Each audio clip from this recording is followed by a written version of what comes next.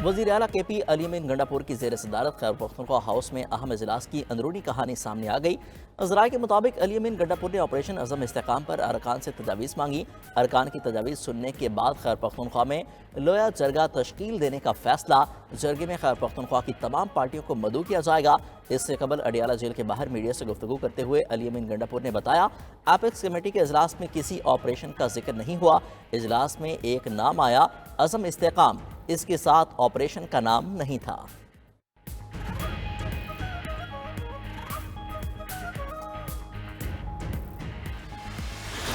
अज़्म इस्तेहकाम operation शुरू करेंगे। ये अदम इस्तेहकाम ऑपरेशन है जो पाकिस्तान को और कमजोर करेगा। एस्टेब्लिशमेंट को बालादस्ती की ख्वाहिश, फिर उसे हर शोबे में अपनी बालादस्ती कायम करने, इस पर जिद बड़ी खुशी से शहबाज शरीफ से जिम्मेदारी कबूल करेगा। लेकिन हर चंद है नहीं है, शहबाज शरीफ वज़ीर आज़म नहीं है, बस कुर्सी पे बैठा हुआ है, एक आईनी कुर्सी संभाली हुई है, तो उसी पे खुश रहे। ऑपरेशन अज़म इस्तेकाम दर हकीकत ऑपरेशन अदम इस्तेकाम साबित होगा। ये ऑपरेशन मुल्क को मजीद कमजोर करेगा।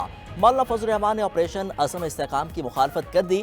क्वेटा में न्यूज़ कॉन्फ्रेंस करते हुए JUIF के सरबराह ने कहा, इस्टेब्लिशमेंट को हर शोबे में अपनी बालादस्ती को ख़त्म करना होगा। इस वक्त मुल्क में रियासत की रेट ना होने के बराबर है। खैबर पख्तूनख्वा में सूरज गरूब होते ही पुलिस थानों में बंद हो जाती है। खैबर पख्तूनख्वा हो या बलोचिस्तान, मुसल्लह तंजीमें खुलेआम घूम रही हैं। मुल्क को यहाँ तक किसने पहुँचाया, कौन जिम्मेदार है? शहबाज शरीफ वज़ीर आज़म नहीं, बस कुर्सी पर बैठे हैं। जमहूरियत और पार्लियामेंट अपना मुकदमा हार चुकी हैं। जमात इस्लामी और ANP ने भी ऑपरेशन अज़म इस्तेकाम की मुखालफत कर दी। अमीर जमात इस्लामी हाफिज नईमुर रहमान कहते हैं, ऑपरेशन अज़म इस्तेकाम का फैसला पार्लियामेंट को यकसर नज़रअंदाज करके किया गया। कौमी इत्तफाक की राय के बगैर ऑपरेशन अपने मकासद हासिल नहीं कर सकेगा। ऑपरेशन अज़म इस्तेकाम पर ANP ने भी अपने तहफ़्फ़ुज़ात का इजहार कर दिया। रहनुमा ANP मियाँ इफ्तिखार हुसैन का कहना है, अब ये कारोबार नहीं चलेगा। पंजाब दहशतगर्दों का गढ़ है, ऑपरेशन का आगाज़ वहाँ से किया जाए। सेनेटर एमल वली खान का कहना है, दहशतगर्दी के खिलाफ है मगर ड्रामेबाजी नहीं मानेंगे।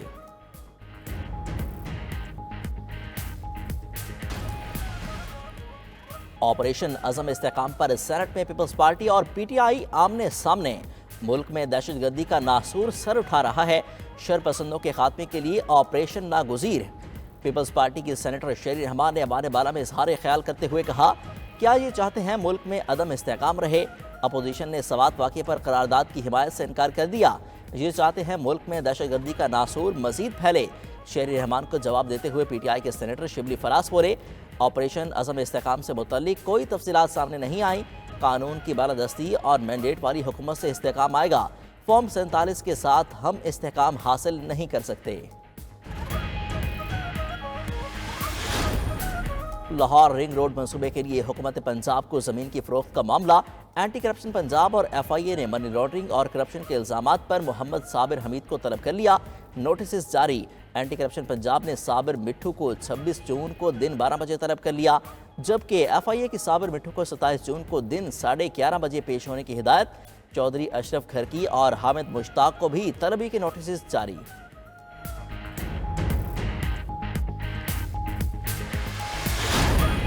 सदर मुमलिकत ने कच्चे के डाकुओं के खिलाफ सख्त कार्रवाई का हुक्म दिया।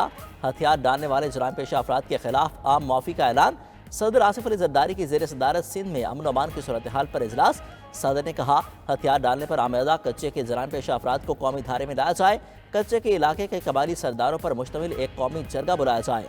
जरगा इलाके में अमन के फ़रोग के लिए मकामी आबादी से मुज़ाकरात करेगा। सदर मुमलिकत का कच्चे के इलाके के लोगों की समाजी और इक़्तिसादी हालत बेहतर बनाने की ज़रूरत पर भी जोर।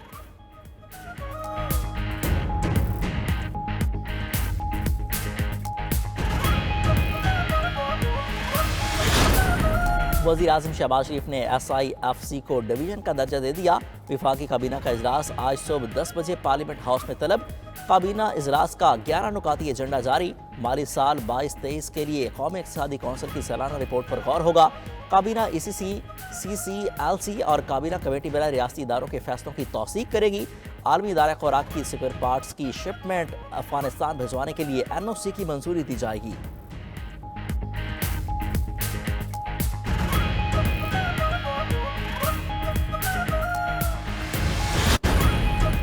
असम्बली में आज़ाद अरकान की तादाद 90% हो तो भी मखसूस नशिस्तें 10% अरकान रखने वाली सियासी जमातों को ही मिलेंगी। बानी तहरीक इंसाफ बतौर वज़ीर आज़म इलेक्शन कमीशन पर असरअंदाज हो रहे थे। आइन के मुताबिक बताएं सुन्नी इत्तेहाद कौंसिल को मखसूस नशिस्तें कैसे मिल सकती हैं। चीफ जस्टिस पाकिस्तान काजी फायजा के सुन्नी इत्तेहाद कौंसिल की मखसूस नशिस्तों से मुतालिक केस में रिमार्क्स जस्टिस जमाल खान मंदुखेल ने कहा, जिन्होंने इलेक्शन लड़ने की सहमति नहीं की उन्हें क्यों मखसूस नशिस्तें दी जाएं। जस्टिस इरफानुल्लाह सादत खान ने कहा कि सुन्नी इत्तेहाद कौंसिल तो सियासी जमात ही नहीं। चीफ जस्टिस ने रिमार्क्स दिए, पीटीआई ने दूसरी जमात में शामिल होकर खुदकुशी की। केस खत्म करेंगे, तमाम वकला दलाइल मुकम्मल करें, दूसरा दिन नहीं मिलेगा।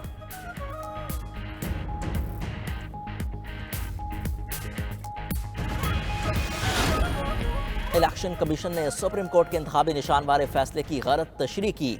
एक अदालती फैसले की गलत तशरीह का खुमियाजा अवाम भुगतें। अदालती फैसले की गलत तशरीह को दुरुस्त किया जाना चाहिए था। दौरान समाअत जस्टिस अतर मिनल्लाह के रिमार्क्स, कहा जिन्होंने प्रेस कॉन्फ्रेंसेस नहीं की उन्हें उठा लिया गया। ये बातें सबके इल्म में हैं, क्या सुप्रीम कोर्ट इस पर अपनी आंखें बंद कर ले। जस्टिस मुनीब अख्तर बोले, इलेक्शन कमीशन ने पीटीआई उम्मीदवारों को अदालती फैसले के सबब आज़ाद उम्मीदवार करार दे दिया, ये तो बहुत ही खतरनाक तशरीह है। जस्टिस आयशा मलिक ने कहा, देखना होगा कि आज़ाद उम्मीदवारों का किसी जमात से मुंसलिक होना जरूरी है या नहीं।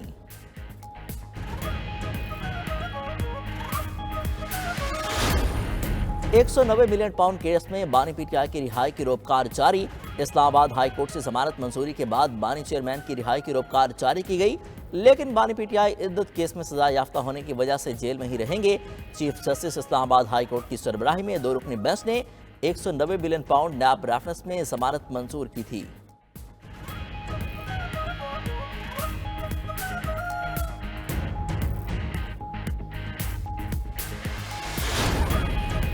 किसी से कोई डील हुई ना ही मुज़ाकरात। बानी पीटीआई पीछे हटे न मैं पीछे हटूंगा।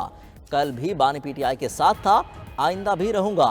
सदर पीटीआई चौधरी परवेज इलाही ने वाज़ेह कर दिया। कहते हैं काफ लीग के किसी रहनुमा से कोई बात या मीटिंग नहीं हुई। ये मेरे मुतालिक हर जगह गलत अफवाहें फैला रहे हैं। पहले गुजरात से चोरी किया गया मैंडेट वापस करें, फिर बात होगी। डील और ढील की बातें करने वाले सुन लें, 1.25 साल जेल में रहा हूँ। डील करके आना होता तो पहले भी जेल से बाहर आ जाता।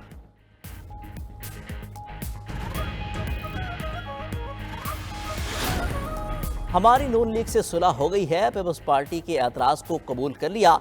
चेयरमैन सेनेट यूसुफ रज़ा गिलानी की जेहलम में उसकी तकरीब के मौका पर गुफ्तगू, कहा पंजाब में हमारे रहनुमाओं के तहफ़्फ़ुज़ात दूर कर दिए गए। पार्टी इजलास के बाद काबीना में शमूलियत का फैसला करेंगे। हम अवामी बजट के लिए कोशिश कर रहे हैं। खैबर पख्तूनख्वा के कुछ लोग विफाकी हुकूमत को धमकियाँ देते हैं, इस पर नो कमेंट्स।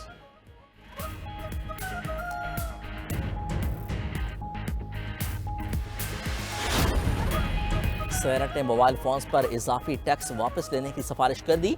आईटी कंपनियों पर दोहरे टैक्स के खात्मे की भी सिफारिश। सेनेट ने मालियाती बिल पर कायमा कमेटी खजाना की तजवीज़ मंजूर कर ली।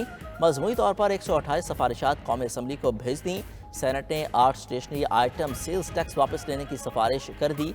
35,000 रुपये से ज़ायद की ट्रांसैक्शन की क्रेडिट और डेबिट कार्ड के जरिए लाजमी करार देने की सिफारिश।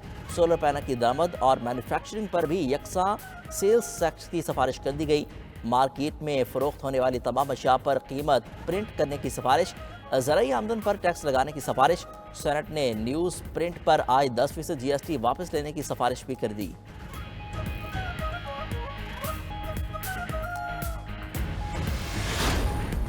सुप्रीम कोर्ट के 3 नए जजेस आज हल्फ उठाएंगे। चीफ जस्टिस काजी फायजा तीनों जजेस से हल्फ लेंगे। Justice Malik Shahzad Ahmad, justice Aqeel Abbasi, justice Shahid Bilal Hasan हल्फ उठाएंगे। हल्फ बारदारी की तकरीब सुप्रीम कोर्ट में होगी। उधर सदर मुमलिकत ने लाहौर हाई कोर्ट के सीनियर तरीन जज जस्टिस शुजात अली खान को कायम मकाम चीफ जस्टिस मुकर्रर कर दिया। जस्टिस शुजात अली खान आज ओहदे का हल्फ उठाएंगे।